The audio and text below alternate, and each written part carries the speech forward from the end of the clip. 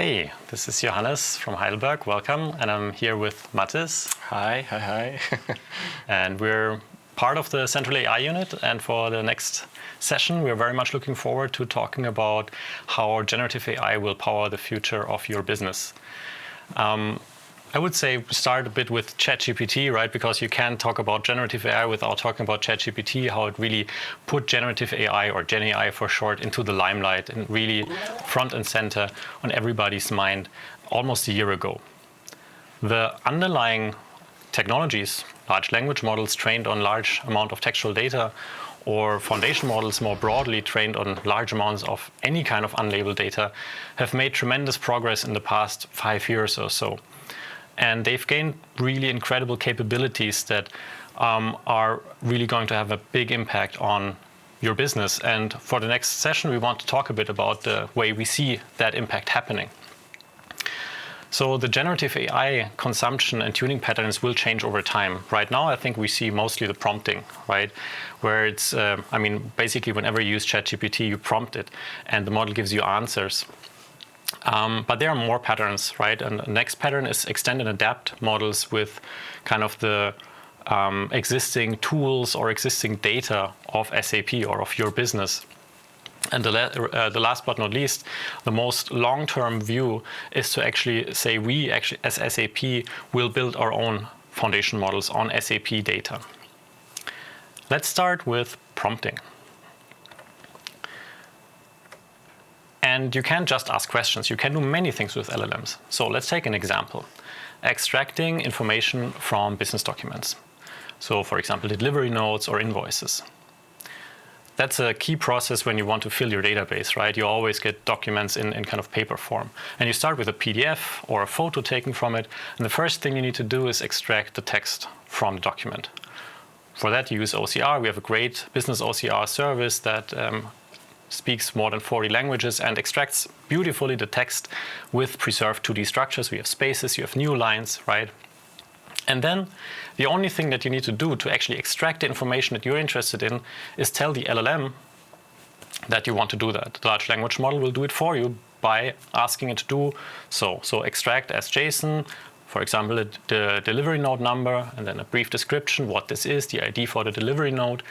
And that's almost it, right? There's a bit more prompt boilerplate where like, hey, this is make sure that if you don't know what you are extracting, then don't extract anything, right? But the gist of it is really here, and it's not much more. And then you get the output, right? From the original text from OCR output, you get the information that you want. And that's not only a lot easier than what we did before, where we had to hand label thousands of these documents to actually extract this information, but it's a lot more flexible, right? If you want to have a new field extracted, you just add it to the list. If you want to have a new document type added, you just add it to the list, the schema to the list, right? So it's pretty amazing what you can do with this. And we have deep dive sessions at TechEd also, where you can do a deep dive on this. Super valuable. The next pattern that we see is mostly for question answering, right? So if you ask ChatGPT about your particular business problems or business configuration, it will answer something, probably not the right thing, right? It might actually hallucinate. It will definitely not have the most recent information that you need. So if you've watched the keynote, we announced that we have the vector engine, right? Which you can actually use to bring in your own knowledge. You embed your own knowledge, for example, your help documents or your business documents or your configuration, and store it in a database. And then when a question comes in, for example, how can I adapt my business process for VAT calculation? You, instead of asking the LLM to answer directly, feed it with this context knowledge. And then you retrieve, basically generate the answer based on retrieved results. And then you will get an answer that is particular to your business. So your particular service, your particular process. Both of these patterns feed directly into our long-term AI strategy, where we embed AI directly into our products and make it a seamless user experience, right? You as user, your users, they don't even know that they're using AI. They just know that the information is getting extracted or that their question is answered. And there we have many capabilities and many sessions on exactly this pattern of integrating Gen AI into products. But that's not all that you can do. So we've seen prompting, right? in-context learning, retrieval augmented generation. And the next step is extending and adapting models with SAP data. And for that, I want to hand over to Mathis. Yeah, thanks. Yeah, Johannes showcased the various intriguing methods of how we incorporate Gen AI capabilities into our products. Right now, at the moment, you see all of those cool examples, and it's increasing the potential like never before. And I'm thrilled to introduce an alternative strategy. Rather than integrating Gen AI into our products, we are taking our products to Gen AI. And we have developed an LLM-based agent, and this way we extend the model's capability to work with SAP data and SAP functionalities. And the fundamental concept of LLM-based agent is actually pretty straightforward. The idea is you let the LLM talk, converse with itself, and strategizing about how to tackle a problem using tools. And these tools you can use to plug in external systems connected to the world. And this inner dialogue, it runs until the model decides, okay, I know the answer, or impossible to do. So the LLM decides what tools to use and how long to use until the answer is found. And yeah, so we are about to present a demo about this. And for this demo, we took GPT-4, so a model out of the box. We enabled it to communicate with our systems. And this way, we turned the GPT-4 that has very little knowledge about our systems into a co-pilot for engaging with SAP systems. And to be fully transparent, the approach that we are going to show, it's not enterprise ready yet. But still, we are so excited about this, so we want to share this, and we hope to give you a glimpse into the future and to show you what will be possible, hopefully soon. So now, demo time. Okay, I have to, give me a second.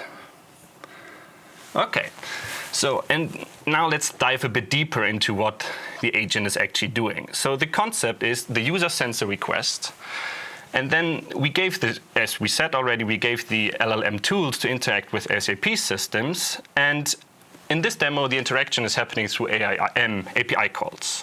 In this demo, the agent has access to over 100 different API packages, covering more than 2,000 endpoints. And the agent runs in 3 steps: retrieve, plan, execute. So first is figure out what are the relevant endpoints, come up with the plan, execute the plan. And for execution, it formulates formulates HTTP requests. We send them, we feedback the response, and this way we have this self-talking LLM and solving problems. So let's jump into the first example, and then I will explain more. Our first example is to create a new production order, then we give some production order details, and to return the ID. Yeah, and the first step already happened, so it retrieved API endpoints. So production order is some S4 system, so a lot of experts working with it. I have no idea about it, but still through this agent, I'm able to send such a request. First step is retrieve, and we see API production order. Sounds pretty good to me. Then we can take a look at the plan. The plan is create a new production order with the provided details. Also pretty solid. And second, return the ID of the newly created production order. This is the plan. Now we can take a look into the execution. And here's the first request. So a post request to a production order endpoint with the provided details, and then extract the manufacturing order from the response, return it. And as a final step, the agent creates the answer. And, okay, so it sounds like there was a production order created, so let's check on the newly created production order. So yeah, now I have to type the ID. Okay, retrieval, same API, sounds good. The plan, fairly simple. Retrieve the production order with the AI we provided.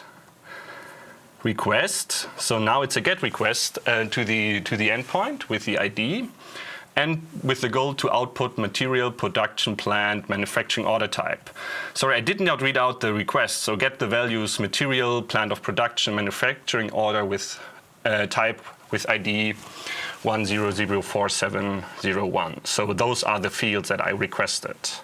And then finally, we see the response. So it looks like, hooray, I was able to create a production order. So without that agent, to be honest, no way I would be able to do it, because, or at least not without reading our documentation. But now to show you that this is not a production order agent, we will feed in a completely different request. It takes a while, so I will start it and then explain.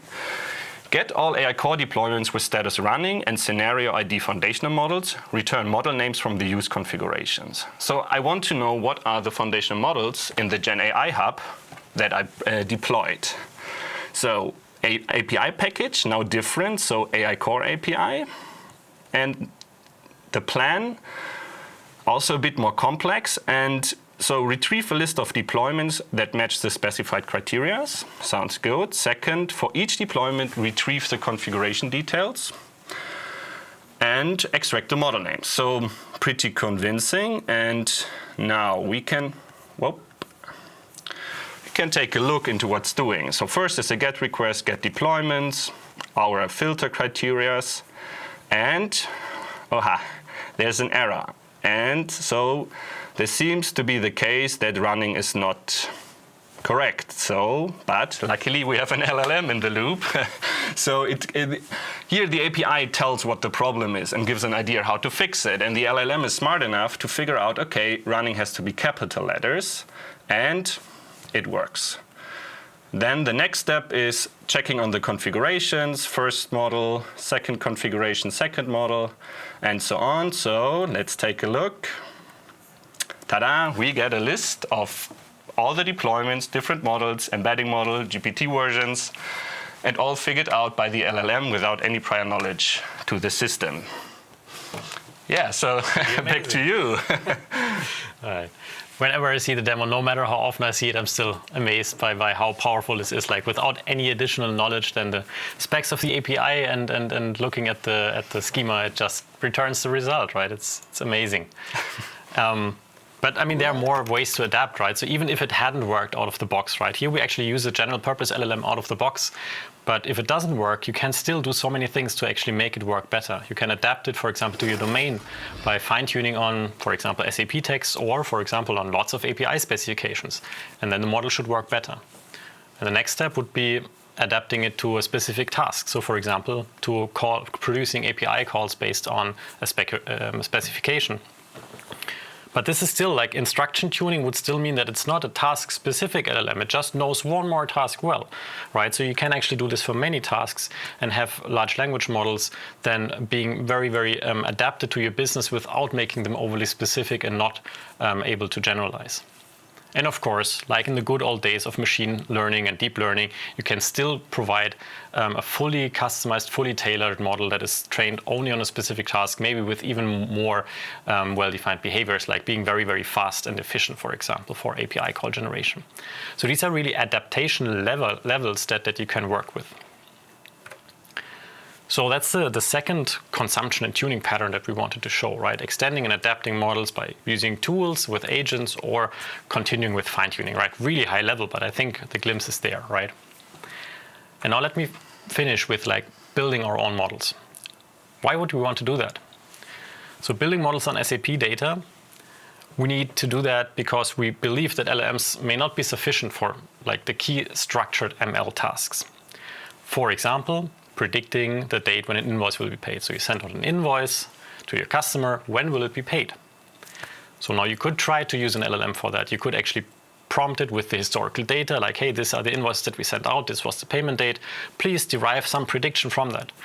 And you can formulate the task, and well-aligned models will actually tell you, please don't do that. That's not what I was trained for, right? So GPT will do that.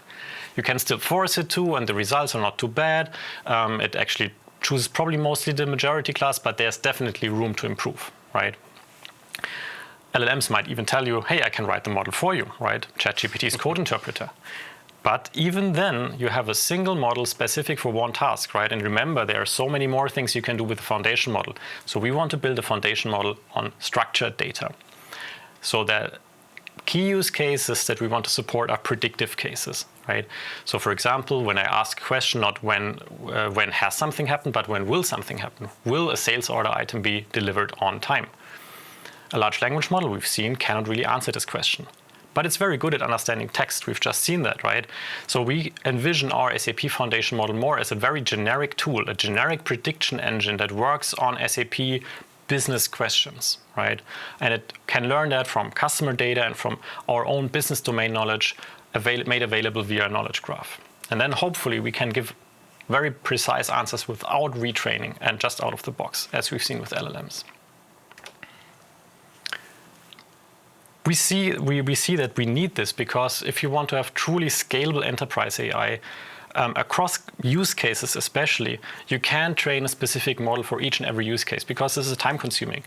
Even if the model in the end works well, it's such a big hurdle to first collect the training data, do the requirements, and then operate it, right?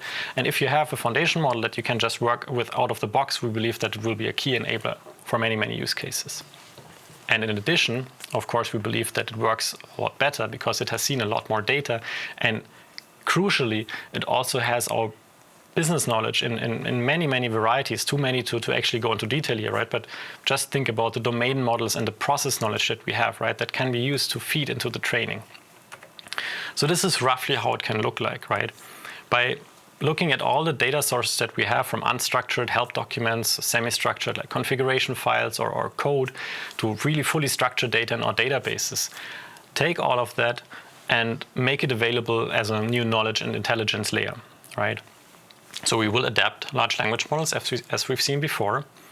We will use the metadata, the business process knowledge, and feed it into a knowledge graph to make this available to the language models, and then combine both functionalities to train the structured foundation model by, for example, feeding business objects that are maybe cryptically named or tables in our HANA databases that are cryptically named, make them understandable via the large language models, and then feed everything together. So again, details are missing, more to come, hopefully soon. As Walter was teasing this morning in the keynote, this might be a wholly separate keynote. Let's see how far we get, right? This is definitely a research problem, definitely forward-looking. If we succeed, we can power digital assistants such as Joule or embed further capabilities into our services and applications. So we've seen now 3 very different consumption and tuning patterns, and hope that we could give you a bit of a glimpse of what the future might hold. And we're definitely excited about this. Sure. And if you're also excited, of course, we want to have you can look at the newly released Open SAP course in AI and really upskill and engage, right? So looking very much forward to having you on board there. And yeah, with that,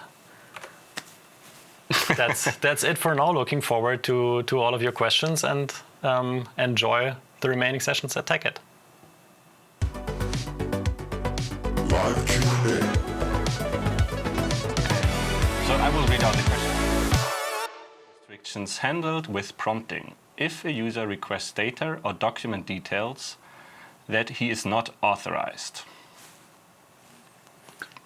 I mean, I think, so if this is referring to the demo, for example, right? I mean, the answer is actually easy, because the demo, the LLM, right, it just accesses APIs, right? 100%. And this is the key idea here, is we build it on top of existing things. So all roles as before, APIs as before, data consistency checks as before. And we, in the demo, we executed it from my laptop as Mathis. So it was my roles, my permissions, so nothing like no security concern here. We executed as the user in the demo. And if you're asking about more the kind of forward-looking SAP Foundation model, right, where we actually would learn about the data and the actual data tenants, I mean, that's really still an open question, how in the last detail this would work, right? Essentially, you could think of many ways, but one, for example, would be to make sure that, I mean, we've seen the retrieval augmented generation pattern, right, where you actually have to feed in context to answer a specific question. it's quite likely that we will also have that for the future, that you need to also for the SAP Foundation model put in context that drives the actual prediction, and this context then again needs to be user specific, right? Where the user role needs to be respected. So for a retrieval pattern, that's one possibility to think of, right? But yeah, definitely still an open question. Yeah. And the second question, can customers do the same as shown in the demo? Well, Mathis. I mean, in the basic form, for sure, yes. But we mentioned before, I mean, we're super excited about it, and the potential, like, it's high. It's extremely high, extremely cool, but you will see a lot of hiccups when using it. So it's not production ready yet. The approach, super promising. And you feel quickly, okay, it has to be deeply integrated, permission issues, authorization, speed. Also, different users can only do certain calls and stuff. So we have to combine it, deeply integrated to make it really fly. And so basic for sure, but we have to do more. We have to work on this. And we want to deeply integrate it to make it fly, or we have to make it deeply integrated so it really takes off. Yeah. So what about computing scale? Do we have a feeling for compute requirements? Well, more GPUs. Yeah, exactly. Always the answer. You can never have enough GPUs. I mean, I would say right now the compute, because it's structured data, right? It has like it's a wholly new research field for real. So I mean, of course, we can look at the scaling patterns that we see with textual data, right, and see, okay, how much data you use for how many parameters, and we're using that to estimate something along these lines. We don't know first of all if the same scaling patterns hold for structured data, and second, of course, we're starting smaller and iterative, right? So right now this is still a question how much compute we will end up needing. But I mean, as Mathis said, we probably can never have enough. Okay, the next question by Jay: how much effort is required to fine-tune a LLM model with one's own knowledge base? Let's say 1,000 documents of various formats. I mean, so this is, yeah. I mean, I think let me give a general answer to the question that maybe not be fully satisfactory for you.